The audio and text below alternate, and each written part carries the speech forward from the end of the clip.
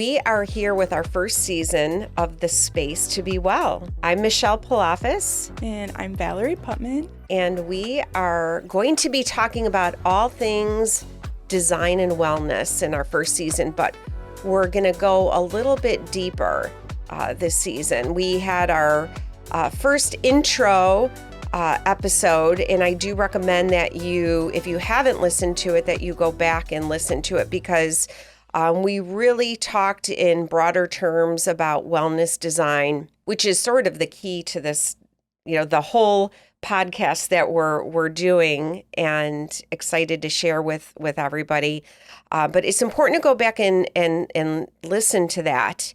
We are going to be touching on these themes and concepts. In fact, that's what this first part of season 1 is all about, is really doing a deeper dive on the overview that we talked about in our intro podcast. So today we are going to be talking about the resonant framework, which is sort of an offshoot of the 4 dimensions that we work with and work through when we're creating wellness design.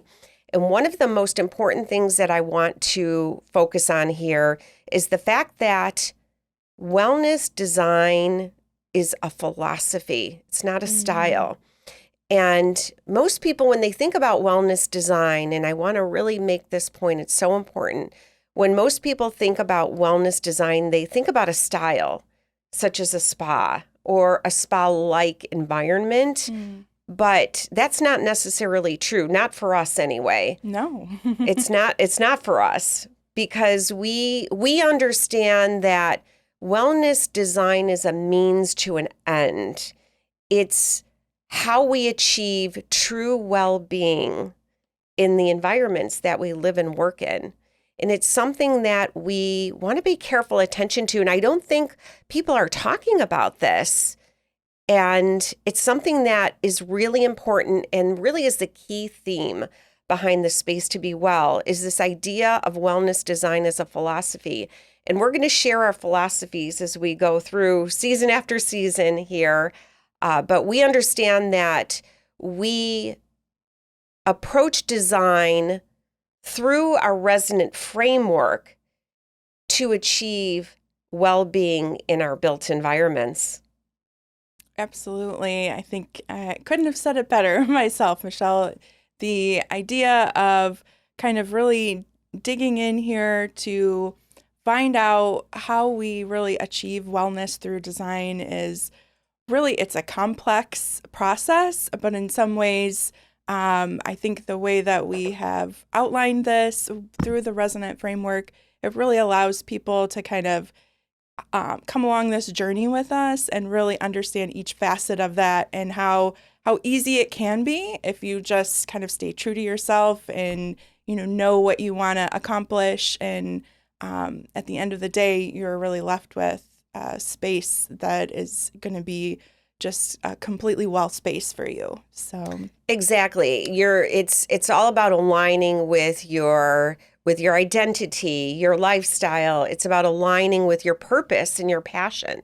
Absolutely. And so that is how we achieve well-being. Everybody is talking about wellness these days, right? Yeah, absolutely. The green juices and the working out, but you're not really hearing too much conversation about your home and your workspace and how that is directly impacting how you feel emotionally and physically. Exactly. It's what we do every day. We reside and live and breathe in these spaces. And how is that supporting you emotionally and physically?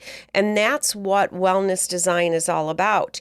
Through the resonant framework, because there is a way to achieve true well-being through design. But you have to go through this resonant framework to accomplish that.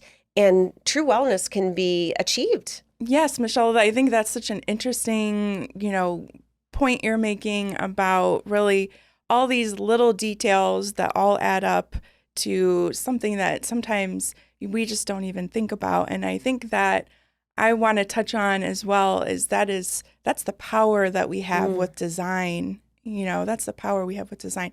If you want to like live your best life, everything around you, from the paint on the wall, the flooring, the doors, the way Mm. an organic element is placed in a space, where the windows are located.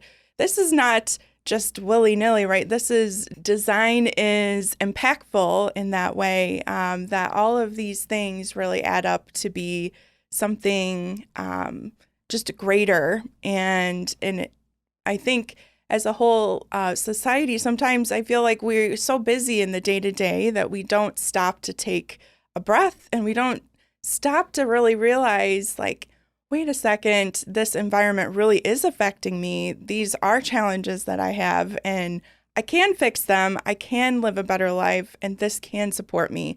So I think that's really, such a cool thing that we have, is the power of design and the power of wellness design, truly. Absolutely. That's so well said. It's designing with intention, right? Exactly. And that's what the resonant framework will help you to do. And that's why Absolutely. we're going to focus on that. So today, we're going to focus on, we talked a little bit about this in our intro, that the resonant framework to achieve well-being is a diamond shape.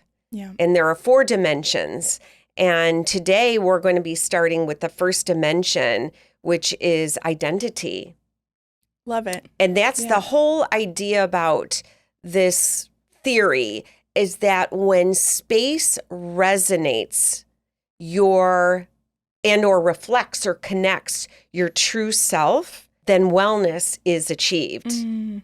The whole idea behind identity as part of the resonant framework is that it resonates, the space that you're living or working in resonates or reflects your identity, who you are, what is your story, what are your values, what are your passions, what do you desire? And so these elements, if they are properly implemented into your space and they are working to help create that environment that supports you, but really reflects who you are, ultimately you achieve well-being. Fantastic, right? Everybody, let's go. So one of the things that I wanted to mention is that, just to piggyback on what we're saying here, don't you agree that wellness is rooted in authenticity? 100%. Right? At the end of the day, 100%. the resonant framework has to align with your purpose, your passions, your visions. And when it does, you're creating an authentic space. And when you're thinking about authenticity, we're thinking about truth. And so one of the things that we want to really emphasize here is a lot of people focus on trends when they're designing their space, but in reality, they should be focusing on their truth. Yeah, absolutely. I think that's such a big statement right there. If you're listening here, authentic spaces, knowing your truth, and being able to really hone into that really will make a big difference. It makes all the difference, actually. It makes all the difference in really being able to hone in on a space that's going to really truly give you wellness and really support you where you're going, support your growth in life. And I feel like, a lot of times, people talk about, trends, and versus, oh, I want my space to be, of the moment, trend worthy, like, they're trying to achieve that. But I think you really have a challenge sometimes that you kind of miss the mark. It's okay to look to trends, but also how does that really serve you at the end of the day? Is that really speaking to your inner self? Is that really a reflection of you? So I think we can look to trends, but I think along this topic, I think we really have to dig deeper and really analyze for ourselves what is important to me, like you're saying. And Mm, mhm. exactly. It's about not what's popular, Yeah. but what is personal. Yes. And Hmm. when it's more personal, there's more meaning. And therefore, you're connecting to your space, Yeah. right? So if you're designing your space to focus on the meaningful things, the things that are most important to you, now you're focused on something that is key to supporting who you are. Mhm. It reflects who you are. I think when a lot of our clients look to trends first versus personal second, I agree. I think they miss the mark. Mhm. We design a lot of spaces in the wellness and beauty world. We're renowned for our designs in the commercial field in terms of creating beauty spaces and wellness spaces. But what really sets our design apart is the ability to create brand-centric spaces. Mhm. And so we have found that the most successful businesses are brand-centric focused. They really focus on their brand. And when they do that, they just happen to be the most successful businesses in the market. And so I challenge the listeners today to think about your own personal brand and how that is being reflected in your design and in your home and in your place of business. When you're focused on your own personal brand, you are focused on your truth and you're more authentic, and other people actually can relate to you more. So in terms of connection and belonging and self-esteem, all of these things are impacted when we are in a positive way, Mhm. when we create a space that's authentic, right? Absolutely. It's more approachable. It's more real. It's more Yeah. truthful. Don't we all want to, be able to connect with somebody, to know somebody? And I think through, how a space is reflected is such a great way. It's a good insight. A lot of times it's always interesting, like when you first go over to, let's say you have a new friend and you go over to their house and you go inside, and it can be an immediate reflection of who they are. You get a better sense, a deeper sense of who this person is by what they showcase on their display shelves, or the way they have their space organized, or the colors they use, or the artwork they showcase. It really gives you a deeper sense. And I think that's really, what we're talking about here too. The first time I went over to your house, Oh, goodness. I actually think that your house is a true reflection of who you are. Oh. Am I, I would say is so. that a good I would observation? say so. And what's funny about that is, again, to our listeners, to really think about what would your house say about you and who you are. When somebody else sees your home and they walk in, what are they seeing? Are they seeing really you and who you are? Just coming back, I feel like your house really resonates you, Valerie. Mm. And that has to be good for your self-esteem and how you feel and how comfortable you are in your own home. I do think there is people out there that are not comfortable in their own homes. I agree. And that's at the risk of sounding cliche here. I think that when you think about somebody who is living in a place that doesn't reflect who they are, that's sort of sad. It is. Absolutely. It's sort of sad Yeah. because you could have the biggest home and the most opulent furnishings and expansive palatial rooms and things, but is it really reflecting who you are? Maybe it is. Yeah. But if it's not, I think it's something that I challenge our listeners to really think about. Does your home really represent who you are at your core? Your values, your story, your history, your family, and bringing all of that together for a space that is fulfilling and meaningful and thoughtful. And that is true wellness. Absolutely. Right? Drink all the green juices you want, work out, but you have to have an environment that supports who you are for total emotional and physical well-being. Absolutely. Why do you think imitation is so prevalent? I see it all the time. Imitators. Yeah, absolutely. Imitators. Imitating imitators, right? And, I've always been a big proponent of you be you, I'll be me, be yourself, be true to yourself. Is it just easier? Well, I of course I think sometimes it can be, but I think there's really something about imitation and the idea of, really design has become almost like hyper visual, and meaning that, we get on all the social media platforms, there's just visuals, beautiful interiors, beautiful this, everything is just like gorgeous. But at the end of the day, it's so rewarded through social media that it's the aesthetics of a space and not how the space feels.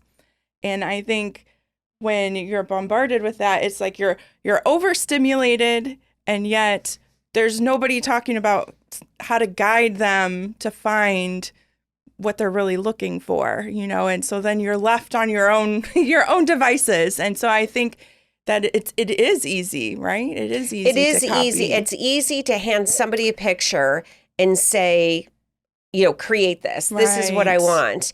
But it takes time and effort to create something that's unique and different. It painstakingly sometimes to create something that's unique and different. I know that from my own experience. We know this from working with our clients. We're always trying to create something unique and different for our clients. A lot of our clients come to us and they're showing us inspiration. And by the way, multiple clients showing the same inspiration over and over again. So something trendworthy is happening and everybody's sort of latching on to this trend. And what happens is that then everybody has that same look. Yeah, And it gets tired. exactly. And it then what was trendy overnight can be not so trendy. Yeah. Which means, you maybe took the easy route to...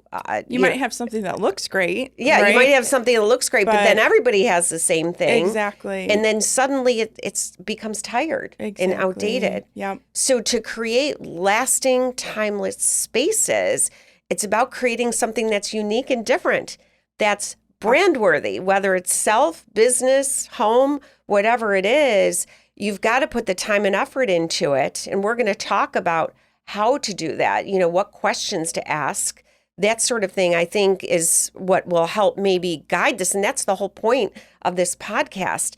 It's to challenge our listeners to step out of the box, to, look to trends. Sure. I think it's important to look to trends because trends are, different than fads. Fads are very short-lived. We see that more in fashion. A trend is happening because there's something going on universally in the world. Let's take COVID, for example, which happened years ago, but trends were born as a result of COVID. And even in design, we saw warmer spaces or trendy spaces more associated with intimacy and more relaxed spaces. So, I think that's important to comprehend and understand why is this happening? How does this impact my world? How do I want my space to reflect this sort of overall vision that's happening or general direction that the environment is moving toward? But I think it's something then we also need to take a step back and say, but how can I make this different and how can I make this for me? And that's where the heart and the soul goes into creating a unique space. And I come back to painstakingly because it takes a lot of time and effort to really discover who you are and to bring that space alive. That's what great design is all about. Yeah, absolutely. I think just to piggyback a little bit on what you're saying there, Michelle, is, with this idea of kind of really digging in deep to really create something unique and different, I think sometimes too with trends, there are things that clearly resonate with individuals who, you might see a trend and you're like, oh, I love that. I love that lime wash wall, or I love that. But I still think there's a way not to just completely replicate something, but to make it your own, like you're saying. And there's really an opportunity for that within the world of design. There is. Yeah. And I think that's by asking yourself these pointed questions, right? The question of, what are my values? Even thinking about color, just because warm tones are trending, we talked about this the other day, that there's hundreds of colors available. And warm colors can go warm, they can go cool. So it doesn't have to be all neutral. You can have warm tones mixed with some cool tones. So it's really important to look first to, what do you like? What colors resonate with you? Where have you been that you've been on a trip or a vacation and suddenly you resonate, right, with a space that ultimately reflects who you are, or as close to who you are as possible?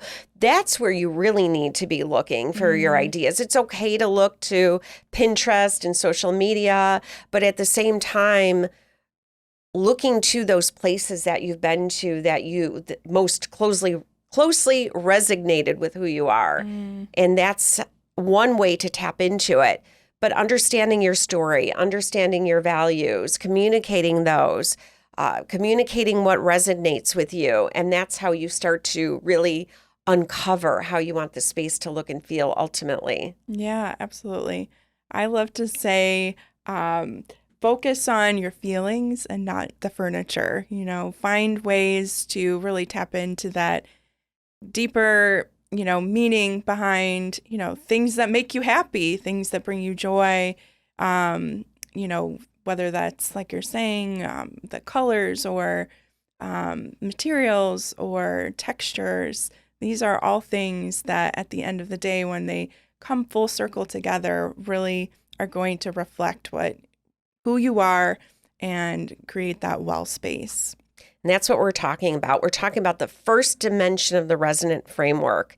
So we are talking about design, and we are talking about the how we go through design to achieve true well-being, how we transform how we emotionally feel and how we physically feel in the spaces that we live and work in.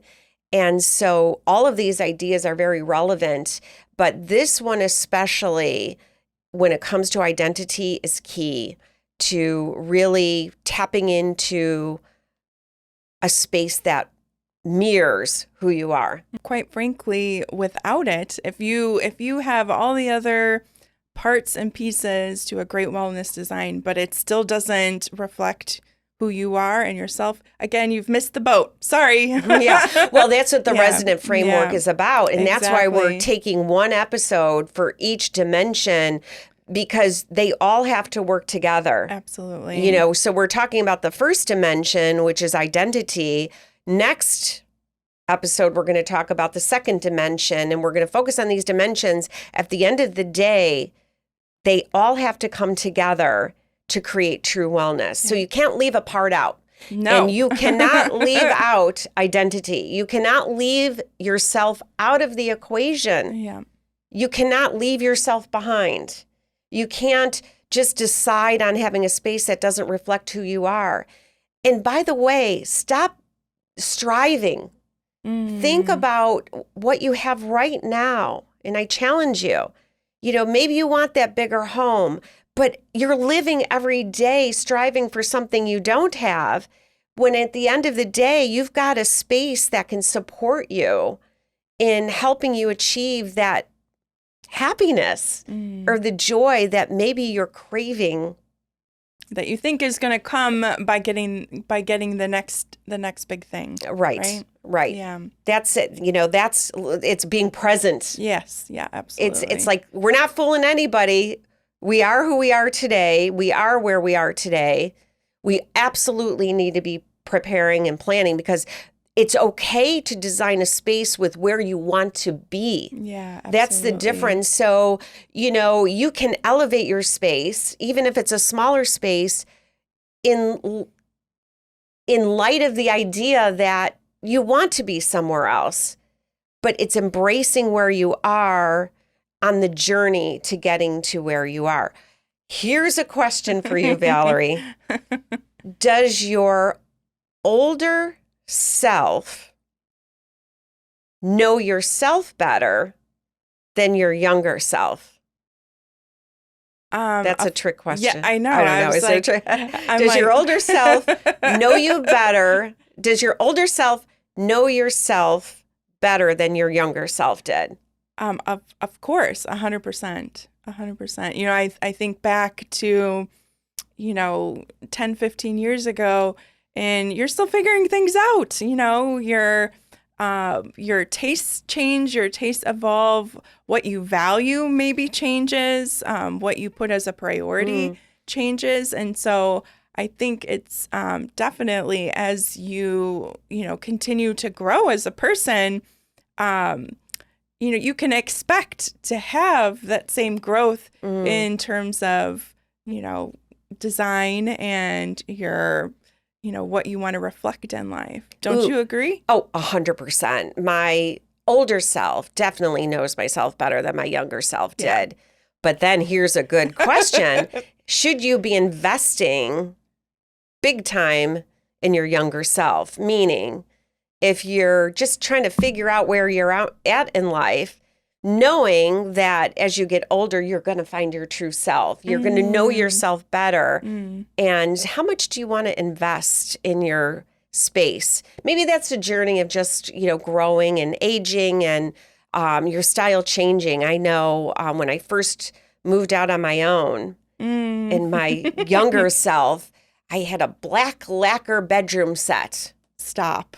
No, black lacquer bedroom set. Say what? And I think I was probably, no, me neither. I'm like, what was wrong with my younger self? Because no, bad, very bad. But, I'm not going to say what decade it was. Okay, good. But, lacquer furniture was sort of trendy, and I jumped on the trend wagon. Well, guess what? That lasted, maybe about a year and a half. One breakup, the whole, that was like decades ago.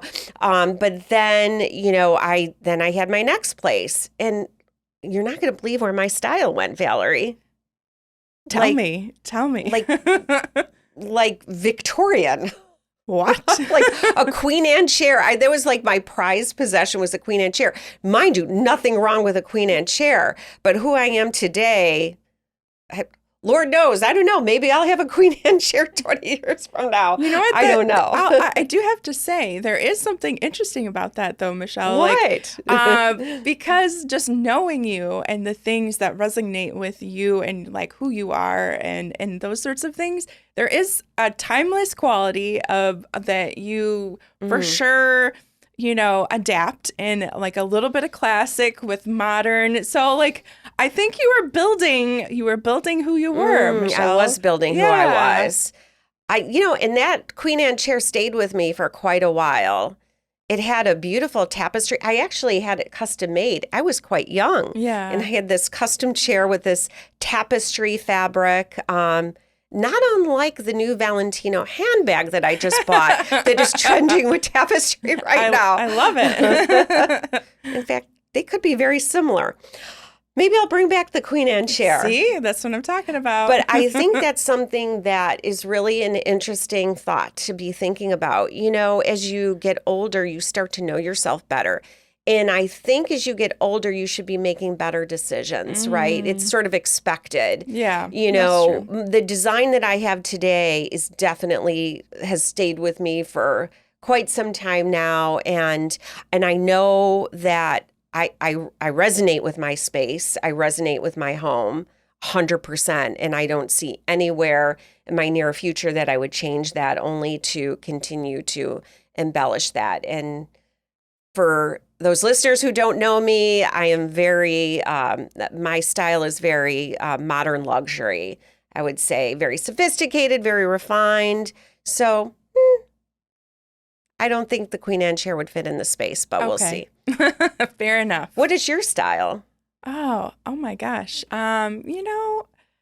It's. I have a word, but I'm going to. Oh my God. Oh, she has a word. No, you have to tell me because I'm just Okay, so let curious. me say it before you. Okay. I think you're eclectic. Okay. Yeah, fair enough. I would say that's probably pretty true.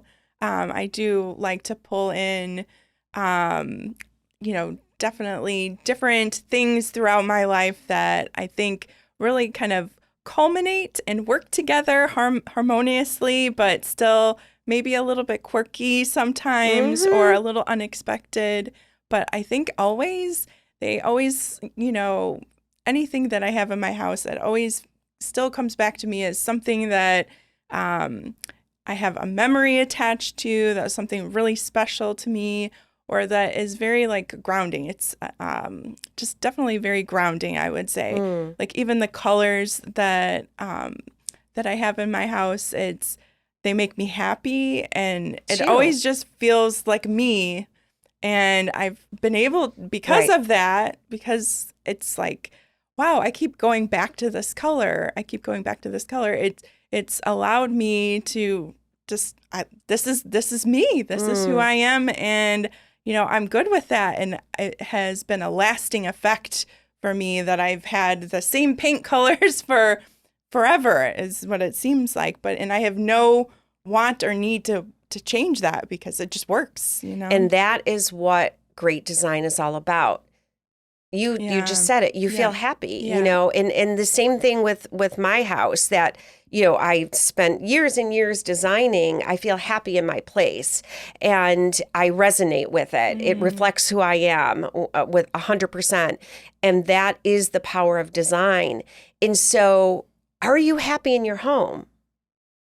Are you happy in your home? I mean, there's other factors, of course, that come into play. But it's something that is worth exploring. How can you even enhance relationships in your home? Because it's not just, if you share your home, with your spouse, of course, when it comes to design, I rule the roost. But he does think that he knows color better than me. And I let him think that. Okay, good. And because then he goes along with any change that I want to make.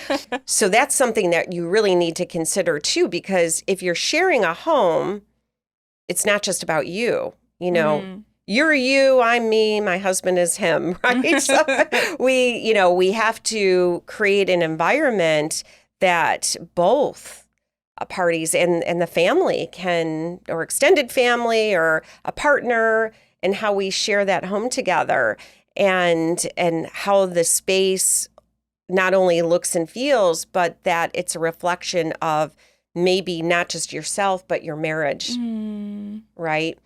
And, we're talking about happiness and finding happiness in the home, that can be much deeper, but there is a way to create design, to create connection. So if you're missing that connection, even with your kids, if you're missing that connection, what can you do through design to really recreate that connection?